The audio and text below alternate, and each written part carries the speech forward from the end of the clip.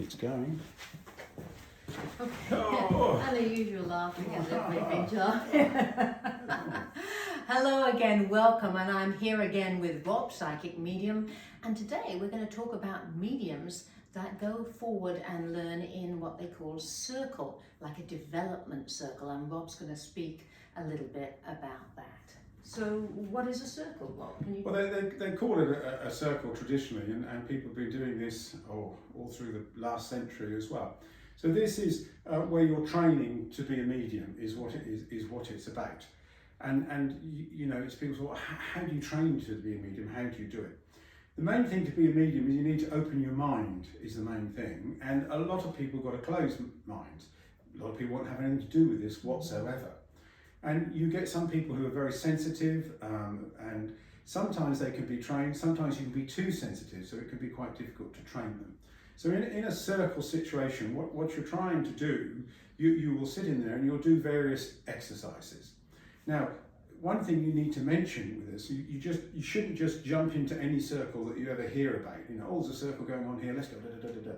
You have to use your own gut feeling whether it feels right or not. Right. Okay. So, I mean, I've sat in circle ever since I was 6 years old, my entire life, and I've never seen anything go wrong. After saying that, with all the circles I've ever sat in, there is always prayers, we ask for protection. This is always done. I'm not trying to scare people, but this is what we've always been done in all the different circles that I have sat in. I mention this simply because I've had to help some people out who have gone into circles and they think it's fun. You know, oh, this is a bit of laugh, let's go into this circle and do that. Or they've jumped onto a Ouija board or something. Oh. There's nothing evil about a Ouija board, but the point is if there's no prayers, no protection, as I've mentioned before, there are millions and millions of spirits who have left their body, but they haven't passed over to the next world. So they're all wandering around the earth plane, which is perfectly normal. But if you sit there in a situation in what maybe they call an open circle, oh, this is fun, let's see what happens, and you open yourself up. In theory, things can go wrong and a spirit can jump in, and I've had to help people who have done this. So I'm not trying to scare people away from circles, but you've got to use your common sense. Right. So if you ever go into a circle and you feel uncomfortable, leave. It's as simple as that. But what a circle is you're trying to open people's minds is what you're trying to do. So a traditional circle, you would meet up in the circle, prayers are said to start with for protection, and then the circles I teach in the last 15 years and sat in 20 years before that with those particular circle, the first part of the circle is healing. So for the first 10 minutes prayers are said and it's totally quiet and we're praying for all those that we need help and healing. The point is that is opening your mind and also you are helping people.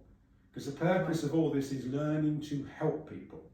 And when you're praying for people and trying to help people, you are attracting nice spirits to you. Yeah, that's the best way of putting it, because it's love, because it's helping.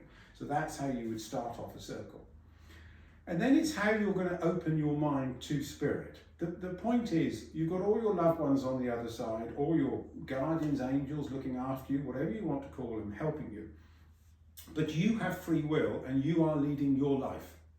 So you sit in a circle, they still can't come along to you and say, right, do this, do that. It isn't going to happen. You've got to work out. You have to choose yourself. Yeah, you have to choose yourself. They can influence you, but your mind's got to be in the right place to be influenced by them. So in a circle situation, after the first bit, praying for people, you do a contemplation. Now a contemplation is something where the circle leader will create a situation. It can be simply like walking through a forest, looking at the trees, looking at the wildlife in there. You may come to a clearing and there's a seat, sit on the seat and see what happens. And you think, well, there's no big deal about that. But the point is, once you've given them the contemplation, everybody sits there quietly for 15, 20 minutes it can be, and you are using your imagination. Right. Okay, this isn't suddenly, boom, it's going to happen. You are using your imagination. But because you're sitting there quietly, because you said prayers already, because you've been praying for people already, whatever your belief is, because you've been praying for people, you have attract nice spirits to you. This is the whole point. Your loved ones will be there. So when you're sitting there, meditation, in your contemplation, you're using your imagination to walk through the forest and look at the trees. But then you start to get influenced by those on the other side. Initially, you may just do what the circle leader asked you to do, but often you'll, in a forest one, you may walk through there, you may start sensing all sorts of different things. Wildlife may suddenly come out, a deer, whatever it is, that you weren't anticipating was going to happen. Often at the time, you don't realise, you think, oh, it's my mind, it's my mind. But you're trying to open your mind. So various things can take place, and often then things will take place that you don't understand. They can be symbolic things. You can suddenly have a loved one turn up, and you could end up having a conversation with a loved one, and then it's only afterwards when the circle leader asked you what you sense, whatever, you think, how did that happen? How did that take place? Right. So you've opened your mind and you've been influenced. So it's almost as if the imagination has led you to a place where you can maybe let go enough, and those the other side can meet you, kind of. So then you're thinking, is this my mind? Isn't this my mind? But that's what and then sometimes a contemplation will end up being what I would describe as a vision. It becomes so powerful and so many things that take place. I can remember some of my contemplations from 30, 40 years ago. I'll never forget them. They are that powerful, that will take place. So you have a contemplation in the circle, and then you may do various different exercises in the circle, which are all to do with spirit drawing close to you, which are always to do with opening your mind.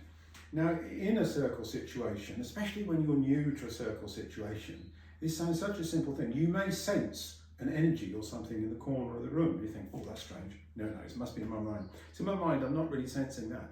And then someone else will say they sense the same thing, and then you're sitting thinking, I did sense it. I did sense it. And you're almost in shock to begin with. It doesn't mean everybody in the circle is going to sense exactly the same thing. Sometimes you can have someone draw very close in the circle. One person will sense energy, another person will sense light, and another person may sense the purpose of what the spirit is doing there. But people start sensing the same thing. And I've been running a circle for a long time now, often my own circle, sometimes people all sense exactly the same thing. It could be slightly different ways, and it's astounding. But the first time you sit in the circle and you sense something, or someone standing there, and then someone else in the circle senses them as well, you think, oh.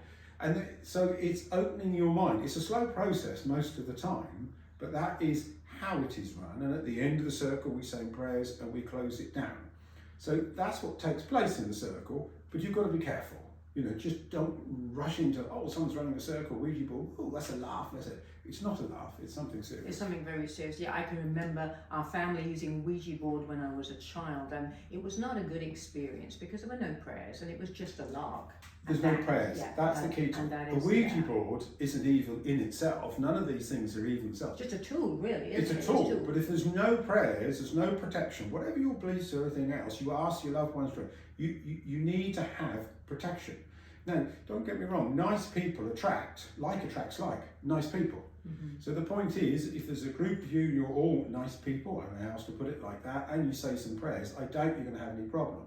In the other situation, if you imagine a group of youngsters or just a group of people wanting a bit of a laugh, oh, this is exciting, let's do this. No prayers, no protection, no nothing. Well, there's good and bad spirits out there. Right, and taking advantage of a situation. Will take advantage of the situation, and sometimes they take advantage of the situation, and the people there will have no idea that they are taking advantage of the situation.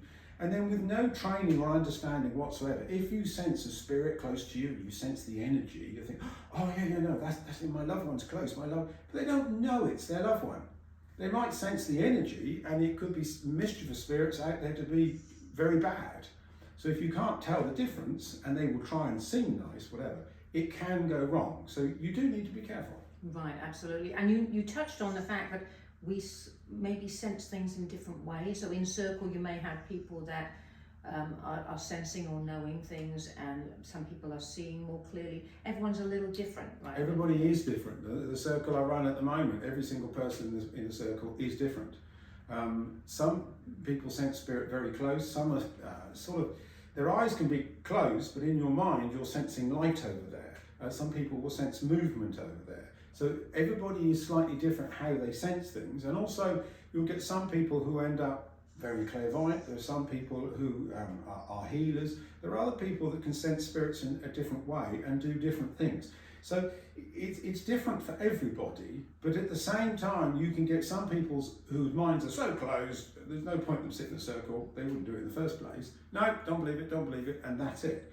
But you can get the other extreme, that someone who believes in everything, oh, I can sense this, I can sense this. And sometimes people like that can't be trained either. Because why is that? Okay. You can't calm them down. Right. They're like open to everything, which isn't a good thing to be. Really and truly, to sit in circle, your feet need to be firmly on the ground. We're here to live our physical lives and get on with our lives. And often people can be slower to teach, but more solid by the end of it when their feet are on the ground. Right, so it isn't just the ability to sense, the person you are has got to be grounded. You've got to be grounded, you've got to believe in the person that is leading in the circle, because you're opening up to all sorts of different things, and you've still got to get on with your life. And people will understand that helping people, you get a good feeling about helping people. That is what we're supposed to be doing. And in this situation, you're opening your mind, and you'll soon start to realise how important it is to help the people around you, to be a good person. Right, to not be self-serving, but to actually be in service to people. That's what and that's what you're sitting in circle for, really. It's wonderful to sense all these things, but the more you sense the good souls from the other side, they spend all their time helping people, and that is what it is about, and that's really what you're sitting in circle for. Right. Well, we are out of time, and this has been fascinating. So much to discuss here. If you have any comments, please let us know. We'd love to have them. We know your time is precious. We'll see you next time. Bye. Just check. And I had no idea of what the thing, because it went a little dark, and so I don't even know. I could see it for so long, so I have no idea.